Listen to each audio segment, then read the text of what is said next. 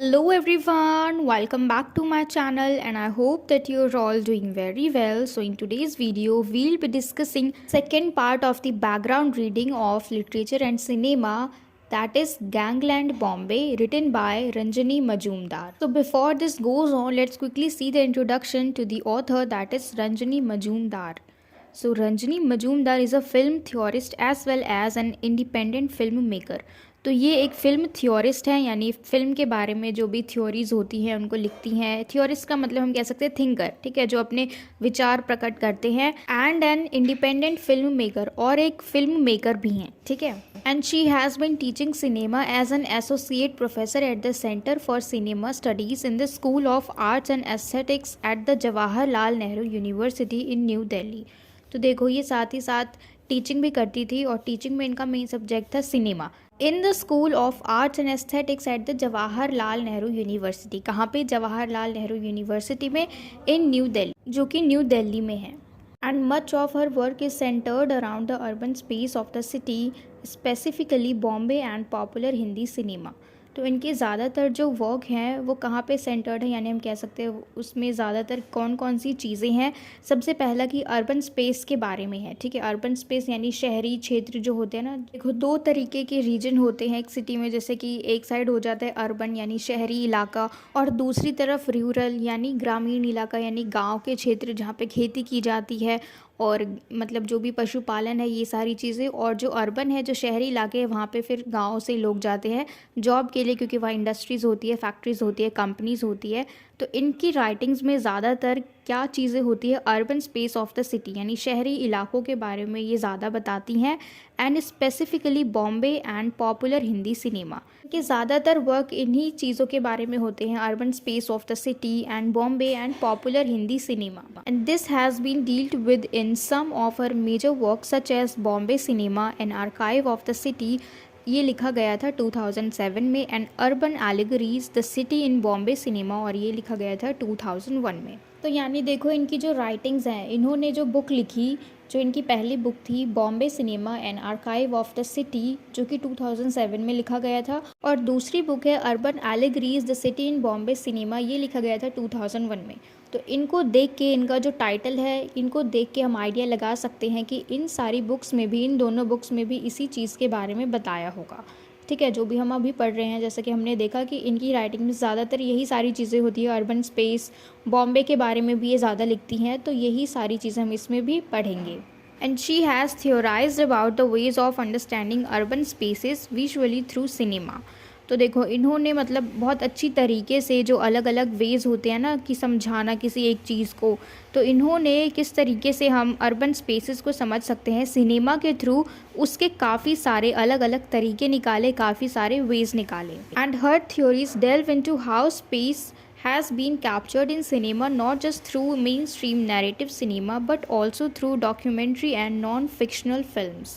तो देखो, जो इनकी थ्योरीज़ है उनसे हमें ये मालूम चलता है कि जो स्पेस है और उसको जब कैप्चर किया जाता है किसी भी मूवी में, किसी भी सिनेमा में, तो उसको सिर्फ नैरेटिव मेन स्ट्रीम से ही नहीं देखा जाता, बल्कि उसको हम डॉक्यूमेंट्री और नॉन फिक्शन फिल्म्स के तरीके से भी देख सकते हैं। यानी ये लोग एक किसी स्पेस को ऐसे कैप्चर करते हैं और उसको किसी तरीके से भी दिखा सकते हैं, अगर वो रियल है तो भी, और अगर वो फेक है तो उसको रियल करके दिखा सकते हैं, ठीक है। तो इसीलिए बताया गया है कि उसको जब हम सिनेमा में देखते हैं, किसी भी ऐसे जगह को जो कैप्चर किया गया है, तो उसमें मेन स्ट्रीम नैरेटिव जो होती है, यानी हम देखो मेन स्ट्रीम नैरेटिव का क्या मतलब है कि उसमें हर चीज़ प्लान्ड होता है, ठीक है। जो भी स्टोरी होती है उसमें हम शुरुआत से लेके जो भी कैरेक्टर्स हैं उनके कैरेक्टर्स के बारे में हमें पता चलता है, ठीक है, यानी उनकी क्वालिटीज़ पता चलती है। जो भी कैरेक्टर है, जो भी हीरो है, उसकी क्वालिटीज़ मालूम चलती हैं, वो अमीर है या गरीब है, और अगर गरीब है तो वो फिर कैसे अपनी लाइफ में सफ़र करता है। तो इस तरीके से जो एक पूरी स्टोरी बनाई गई है, जो पहले से ही सब कुछ स्क्रिप्ट वगैरह रेडी है और ये मूवी उसी तरीके से चल रही है,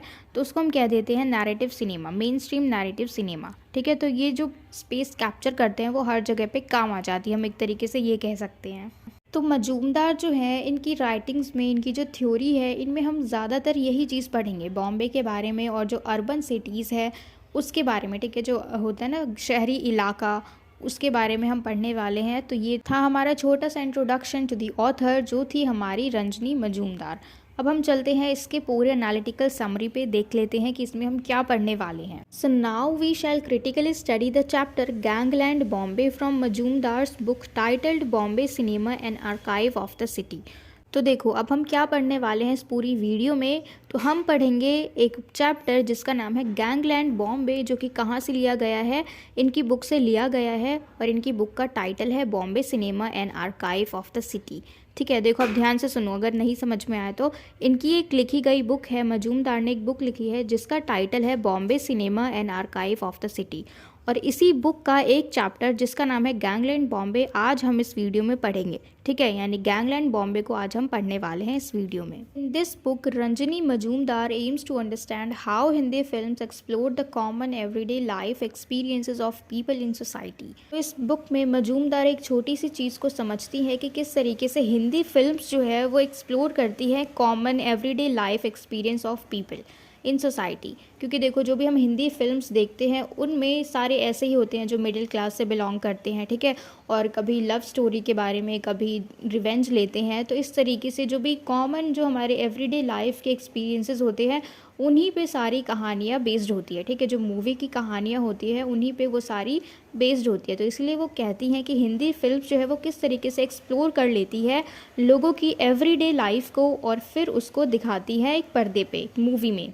And she uncovers a tussle in Hindi cinema between tradition and modernity when it transitioned into the 21st century।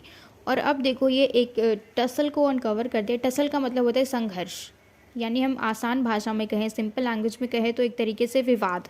ठीक है, तो ये इस चीज़ को देखती हैं हिंदी सिनेमा में, और ये किन दो चीज़ों के बीच में है, पहले है ट्रेडिशन और मॉडर्निटी की, यानी हमें अपना जो ट्रेडिशन है उसको भी बरकरार रखना है, उसको भी अपनी मूवी में दिखाना है, जो हमारा इंडियन ट्रेडिशन है। ठीक है, उसके साथ साथ हमें मॉडर्निटी को भी फॉलो करना है, जिससे कि लोग बाकी जो वेस्टर्न कल्चर को फॉलो कर रहे हैं हमारे इंडिया में भी उस चीज़ को भी दिखाना है। तो यहाँ पे इन दोनों चीज़ों को मेंटेन करना होता है हमारे हिंदी फिल्म सिनेमा में। And her study charts out the changes occurring in Hindi films from the last decade of the previous century to the early 20th। अब देखो इनकी जो स्टडी है वो हमें बताती है, मतलब इन्होंने जो स्टडी किया है उसके अकॉर्डिंग हम बहुत सारे चेंजेस देख सकते हैं जो हिंदी फिल्म्स में आए हैं। यानी हम देख सकते हैं कि पुरानी मूवी और अगर अभी की मूवी की बात करें तो बहुत ज़्यादा डिफरेंस है। ठीक है, और काफ़ी सारे लोग होते हैं ना ओल्ड स्कूल, उनको पुरानी चीज़ें पसंद होती है, पुराने गाने, पुरानी मूवीज़ पसंद होती है। तो क्योंकि दोनों में बहुत ज़्यादा फ़र्क आ चुका है, और इनकी स्टडी जो है उसके थ्रू हम इन सारे चेंजेस को देख सकते हैं। And in her book, this transition is mapped out through the changes not only in films, but the change is occurring out on the street in Bombay in the real world surrounding the film industry। अब देखो इन्होंने क्या बोला कि इनकी जो book है उसके अंदर ये जो सारे चेंजेस हैं वो सिर्फ मूवी में नहीं आ रहे हैं, लेकिन ये जो मूवी जहाँ पे बनती है, ये जो इंडस्ट्रीज़ है यानी बॉम्बे में, ठीक है, तो ये सारे चेंजेस वहाँ के स्ट्रीट्स में भी आ रही हैं। यानी ये जो चेंजेस है जो सिर्फ फिल्मों में आती थी अभी, जैसे कि पुरानी मूवीज़ जो थी उसमें हम सिर्फ ट्रेडिशन को दिखाते थे, और अब जो नई मूवीज़ है उसमें हम मॉडर्निटी को भी थोड़ा थोड़ा लेके आ रहे हैं, जिसकी वजह से हम बिल्कुल साफ डिफरेंस देख सकते हैं पुरानी मूवीज़ में और नई मूवीज़ में। ठीक है, तो अब देखो जो भी चेंजेस मूवीज़ में आ रहे हैं, हिंदी फिल्म में जो भी चेंजेस आ रहे हैं, ये सिर्फ फिल्म में नहीं आ रहे हैं बल्कि रियलिटी में लोग उसको एक्सेप्ट कर रहे हैं, अपनी ज़िंदगी में लेके आ रहे हैं उन चेंजेस को। और मेनली ये बॉम्बे की बात हो रही है। ठीक है, क्योंकि बॉम्बे में ही फिल्म इंडस्ट्रीज़ हैं, तो उस वक्त जब ये बुक लिखी गई थी तब ये सिर्फ बॉम्बे की बात कर रही थी। लेकिन अगर हम अभी के टाइम में देखें 2024 में, तो ये सिर्फ मुंबई की बात नहीं है, लेकिन अब तो पूरी इंडिया की बात है। ठीक है, सब लोग ट्रेडिशन तो फॉलो कर रहे हैं, हमारा इंडियन ट्रेडिशन तो सब फॉलो करते हैं, सबको पसंद भी है, लेकिन साथ साथ वो लोग वेस्टर्न कल्चर को भी एक्सेप्ट कर रहे हैं। ठीक है, तो ये सिर्फ मुंबई की बात नहीं, अब तो पूरे देश की बात है। तो इस बुक के अकॉर्डिंग अगर हम इस समरी को करें तो बहुत ही ज़्यादा लेंदी हो जाएगा। तो अभी हमने शॉर्ट में देखा कि जो हमारी ऑथर है वो क्या कहना चाह रही है कि पहले की मूवीज़ में और अभी की मूवीज़ में बहुत ज़्यादा फ़र्क है। और ऐसा क्यों है? क्योंकि हम देखो बनाना चाहते हैं, मेंटेन करना चाहते हैं इनका बैलेंस मॉडर्निटी और ट्रेडिशन के बीच। ठीक है, ये दोनों ही होनी चाहिए, क्योंकि जैसे जैसे टाइम बदल रहा है, जैसे जैसे लोग आगे बढ़ रहे हैं, मॉडर्न ज़माना आ रहा है, तो उस तरीके से इन दोनों चीज़ों को बैलेंस करना, और उसके अलावा जो चेंजेस रियलिटी में आ रहे हैं लोगों में, सिर्फ फिल्मों में नहीं बल्कि लोगों में भी आ रहे हैं, ठीक है। और साथ ही साथ वो एक और चीज़ को कहती हैं कि ये जो भी चेंजेस है ना, जो हम मूवी में देखते हैं, मार पिटाई हो जाती है, तो ये सिर्फ फिल्मों में ही नहीं है बल्कि ये मुंबई के स्ट्रीट्स में भी है, मतलब ये रियलिटी है, ठीक है। तो इसमें हम 3 मूवी के बारे में पढ़ेंगे, यानी इस बुक के अंदर जो हमारी ऑथर है मजूमदार, इन्होंने हमें 3 मूवीज़ के बारे में बताया है।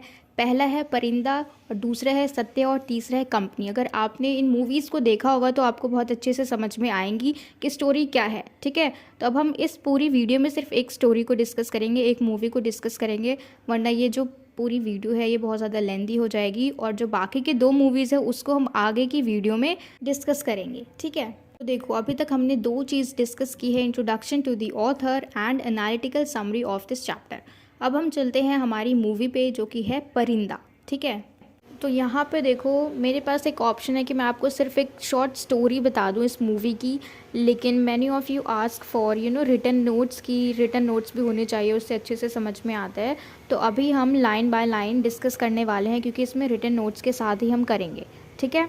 Parinda is the story of 2 orphaned brothers, the younger of whom Karan is given a good life, while the elder Kishan has sustained them by joining the world of crime. अब देखो, ये परिंदा जो है ये 2 अनाथ भाइयों की कहानी है, जिनमें से जो छोटा भाई होता है उसका नाम है करण, ठीक है। जो कि करण का रोल कौन प्ले करता है? अनिल कपूर। और जो दूसरा भाई है, जो बड़ा भाई है, वो है किशन, और किशन का रोल प्ले करते हैं जैकी श्रॉफ, ठीक है। तो देखो, दोनों की लाइफ बिल्कुल अलग है। जो अनिल कपूर है, जो करण है, वो एक अच्छी ज़िंदगी जीते हैं। ये एक बदमाशों की टीम को ज्वाइन कर लेता है, यानी क्रिमिनल बन जाता है, होता है ना मार पिटाई, गुंडा बन जाना, तो इस तरीके से, ठीक है। तो ये दोनों भाई हैं और दोनों ही अलग अलग तरीके से पले बड़े होते हैं। जो बड़ा वाला है उसके ऊपर जिम्मेदारी है कि उसको छोटे को पालना है, तो वो छोटे को बहुत अच्छी परवरिश देता है, उसकी ज़िंदगी बहुत अच्छी होती है। लेकिन बड़ा वाला जो है ये एक क्रिमिनल बन जाता है, ठीक है, मतलब क्राइम करने लग जाता है कुछ पैसों के लिए। Karan and Paro have loved each other since childhood. अब करण और पारो, करण कौन है? अनिल कपूर, और पारो का रोल प्ले करती हैं माधुरी दीक्षित, ठीक है। तो ये दोनों जो है, ये दोनों बचपन से ही एक दूसरे को प्यार करते हैं इस मूवी में। And the film begins with the conflict. पारो's brother is murdered by Anna's man for whom Kishan works. अब देखो, यहाँ पे एक कन्फ्लिक्ट होती है इस मूवी की शुरुआत में ही, कि जो पारो का भाई है यानी अनुपम खेर, ये जो है ये पारो के भाई बनने का रोल प्ले करते हैं, और इनका मर्डर हो जाता है अन्ना के आदमियों के थ्रू, यानी अन्ना के जो आदमी है वो इसके भाई को, यानी पारो के भाई को मार देते हैं इस मूवी में। और किशन जो है ये भी अन्ना के आदमियों में से एक है, क्योंकि ये जो अन्ना है ये मतलब कहते हैं ना कि बहुत बड़ा गुंडा है और उसके अंडर काफ़ी सारे आदमी काम करते हैं। तो उन आदमियों में से एक आदमी कौन है? किशन, जो कि करण का भाई है, बड़ा भाई है। The narrative of Parinda is regularly interrupted with the death of both the peripheral and the central characters of the film, leading up to the massacre of the climax. तो देखो, ये जो परिंदा है इसमें हम देखेंगे कि जो साइड रोल होते हैं ना, जो भी लोग होते हैं उनके जो साइड रोल होते हैं वो तो मरते ही हैं, साथ साथ जो मेन सेंट्रल कैरेक्टर जो है इस मूवी के वो भी मारे जाते हैं, ठीक है। यानी कि जैसे कि देखो, हमने देखा कि पारो का जो बड़ा भाई था अनुपम खेर, जो इसका रोल प्ले कर रहे थे, उनका मर्डर हो चुका था। तो एक तरीके से देखें तो वो भी एक सेंट्रल कैरेक्टर ही माने जाएंगे इस मूवी के। And Parinda fragments the species it depicts accentuating the feelings of claustrophobia. Parinda जो है ये मूवी में जो भी छोटे छोटे पार्ट्स है वो ज़्यादातर जोर दे रहे हैं फीलिंग्स ऑफ क्लॉस्ट्रोफोबिया।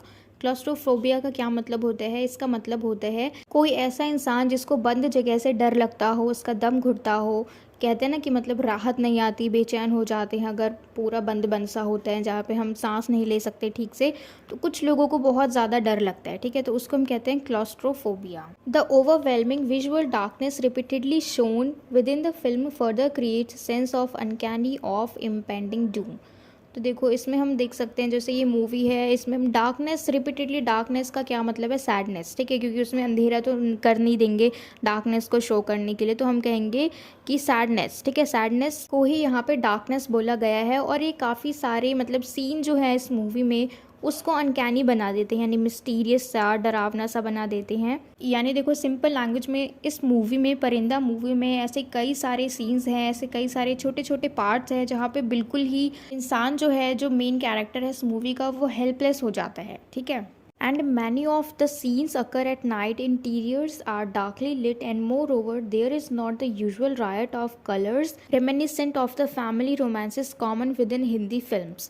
तो अब देखो यहाँ पे इस मूवी में जितने भी सीन्स हैं वो एक भी दिन में नहीं लिए गए, ज़्यादातर जितने भी सीन्स हैं वो सारे नाइट के हैं, सब में डार्क है यानी सब में अंधेरा है। और इनके अलावा मूवी में एक भी ऐसा सीन नहीं है जिसमें हम देख सकते हैं फैमिली एक साथ है। ये चीज़ हिंदी मूवीज़ में कॉमन होती है कि जिसमें अगर कुछ भी चीज़ डरावनी दिखानी हो, मिस्टीरियस दिखानी हो, स्ट्रेंज दिखानी हो या फिर कुछ डार्क दिखाना हो तो उसमें वो लोग फैमिली और जो होता है ना एक परिवार का प्यार, उस चीज़ को ये लोग शामिल नहीं करते हैं। ठीक है।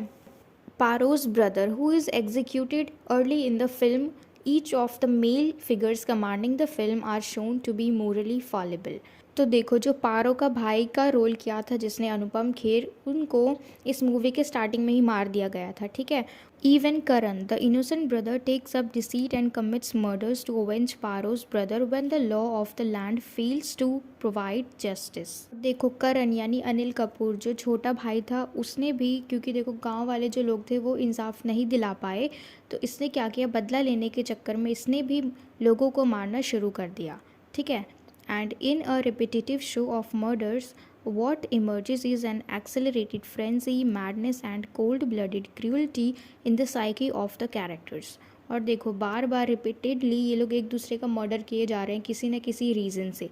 ठीक है। तो यहाँ पे किस तरीके से हम देख सकते हैं कि लोगों का जो दिल है या दिमाग है उसको कितना ज़्यादा कोल्ड ब्लडेड दिखाया गया है, कितना पागल मैड दिखाया गया है, क्रियोल्टी यानी जहाँ पे बिल्कुल भी दया नहीं है कि ये लोग एक दूसरे को इतना क्रियोल्टी के साथ मारने के लिए तैयार हो जाते हैं सिर्फ बदला लेने के लिए। And Anna, through his intermittent outburst, personifies this madness and frenzy in its purest form. और इस चीज़ को हम, ये जो मैडनेस है और ये जो फ्रेंजी है, ये जो पागलपन है, इसको हम सबसे ज़्यादा अन्ना के कैरेक्टर के थ्रू देखते हैं कि किस तरीके से वो इस मूवी में धीरे धीरे करके इस चीज़ को दिखाते हैं, अपने पागलपन को दिखाते हैं, अपने मैडनेस को दिखाते हैं। ठीक है। अब और ये अन्ना कौन है, नाना पाटेकर इस अन्ना का रोल प्ले करते हैं जो कि इस मूवी में ड्रग डीलर है और इसी के अंडर किशन काम करता है जो करण का बड़ा भाई है। ठीक है। करण कौन है, अनिल कपूर, और किशन कौन है, जैकी Shroff. And the violence in Parinda is performed in public spaces, sometimes even in broad daylight. अब देखो ये जो वायलेंस है इस मूवी में किया गया है, जो हिंसा करते हैं, मार पिटाई जो भी हो, ये सब कुछ पब्लिक स्पेस में किया गया है and even in broad daylight यानी दिन दहाड़े। ठीक है। यानी इस मूवी में जो भी कुछ हुआ है वायलेंस वगैरह, उसमें जो कैरेक्टर्स हैं उनको किसी का डर नहीं है, सब कुछ दिन दहाड़े किया गया है। ठीक है। This violence spills over into the private spaces of the characters as well. और ये जो वायलेंस ये लोग करें यहाँ पे देखो, private spaces of the characters as well, इसका शायद इसका मतलब ये हो सकता है कि जो उनकी निजी ज़िंदगी है, जो उनका पर्सनल जो लाइफ है, उसके ऊपर भी इसका अफेक्ट पड़ता है, जिस तरीके से वो लोग मूवी में वायलेंस करते हैं उसका। ठीक है। And we see how Paro and Karan are never allowed to enclose themselves in a safe place of love and domesticity without being invaded or interrupted. तो देखो पारो एंड करण, इनके बारे में हमने देखा कि ये लोग बचपन से ही एक दूसरे के साथ प्यार में थे, लेकिन इनको अलाउ नहीं था कि ये लोग बाहर कहीं भी एक दूसरे से मिल सके, एक दूसरे के साथ रह सके। ठीक है। कभी भी नहीं, अगर इनको कोई देख लेता है तो वहाँ पे कोई इनके ऊपर अटैक कर देता है या फिर कुछ ना कुछ इंटरप्शंस आ ही जाते थे। ऐसा क्यों होता था, देखो क्योंकि जो करण का बड़ा भाई है किशन, वो पहले से ही ड्रग डीलर के साथ काम करता था और उसने काफ़ी सारे मर्डर किए हुए थे। ठीक है। उसके अलावा किसी का बदला लेने के लिए अभी हमने पढ़ा कि किस तरीके से करण जो है उसने पारो के भाई का मर्डर का बदला लेने के लिए उसने भी किसी का मर्डर किया। ठीक है। तो इस तरीके से जब ये लोग एक दूसरे को मारे जा रहे हैं, ये लोग, इनका इतना बड़ा बड़ा हाथ है दूसरे को मारने पीटने में, तो इसीलिए इनके भी दुश्मन आसपास घूम रहे हैं, तो इनको बहुत ज़्यादा खतरा है। ठीक है। तो इसीलिए अगर ये दोनों एक साथ हैं तो कोई भी इनके ऊपर गोलियां चला सकता है अगर इनको किसी ने देख लिया, तो इसलिए ये लोग सेफ नहीं हैं। The culmination of this uncanny invasion is when they are shot to death in a long round of gun firing by Anna and his men, while Karan and Paro are engaged in love making on their wedding night. तो अब देखो ये इनकी जो ending होती है ना लड़ाई की, किस तरीके से होती है कि क्योंकि जब इन दोनों की शादी होती है पारो और करण की, तो यहाँ पे किशन जो है ये इन दोनों को आशीर्वाद देता है और इन दोनों को शिप के अंदर ड्रॉप करके आता है और उनको अलविदा करता है, और वो न्यू ईयर का दिन होता है, ठीक है। तो अब इनकी शादी हो गई। इनकी शादी वाली रात को ही जब ये दोनों एक रूम में होते हैं, तभी अन्ना जो है इनको ढूंढ के जैसे ही दरवाज़ा खोलता है रूम का, इनको देखने का मौका भी नहीं देता कि वो कौन है। एकदम से वो फायरिंग करने लग जाते हैं और लगातार कम से कम 10 मिनट तक वो बंदूक चलाता रहता है। उसके अंदर जितना भी गुस्सा है, उसके अंदर जितनी भी नफरत है, वो सब इन दोनों के ऊपर निकाल देता है, ठीक है। इसी वक्त इन दोनों की मौत हो जाती है। अब देखो किशन जो है जब वो वापस जाता है तो उसके पास किसी का कॉल आता है कि अन्ना जो है वो तुम्हारे भाई को मारने गया है, यानी करण को मारने गया है। तो ये सुन के जो किशन है वो भागते भागते जाता है, और जब वो आगे देखता है करण और पारो जो है ये दोनों मरे हुए होते हैं, यानी उन दोनों की मृत्यु हो चुकी होती है जब तक वो आता है। और किशन जब करण को देखता है तो उसे एक ही बात याद आती है जो करण ने उसको पहले बोली होती है कि अगर आप किसी को मारोगे, अगर आप किसी के परिवार को मारोगे, तो किसी न किसी दिन कोई आपके परिवार को भी मारेगा। अगर आप किसी के अपने को मारोगे तो किसी न किसी दिन कोई आपके अपने को भी मारेगा। तो जब वो इन दोनों की डेड बॉडी अपने सामने देखता है तो उसको ये बात याद आती है, क्योंकि करण ने उसको ये बात बोली थी। क्योंकि देखो अन्ना जो है वो एक ड्रग डीलर है और ये उसके साथ काम करता था। उन्हीं के आदमियों में से एक आदमी किशन भी था, ठीक है। तो ड्रग डीलिंग के साथ साथ ये मर्डर भी कर देता था, मार पिटाई भी करता था, गुंडागर्दी सब कुछ, ठीक है। तो इसीलिए करण ने उसको ये बात बोली थी, और इस वक्त किशन जो है उसको करण की ये बात याद आती है। And the famous landmarks of Bombay become backdrops of darkness and violence. और फेमस बॉम्बे जो है ये डार्कनेस का, वायलेंस का एक छवि बन चुका था, ठीक है। इसमें हमारी ऑथर ने 3 मूवीज़ को डिस्कस किया है, परिंदा, सत्य और कंपनी। तो इस वीडियो में हमने सिर्फ एक मूवी को डिस्कस किया, परिंदा। और अगर आप कोशिश करो कि आप इस मूवी को देख सको ताकि आपको कहानी अच्छे से समझ में आए, ठीक है। इसमें देखो कहानी के अलावा हमें क्या बताया गया है कि जो ऑथर है वो क्या कहते हैं कि जो चीज़ें हम फिल्म में देखते हैं, जो चीज़ फिल्म में होती है, वो चीज़ हमारे आसपास के एनवायरनमेंट में भी असर करती है, ठीक है। वो चाहे कुछ भी हो, अगर कुछ अच्छा भी है तो अच्छा भी असर करता है, और अगर कुछ बुरा है तो वो बुरा भी असर करता है।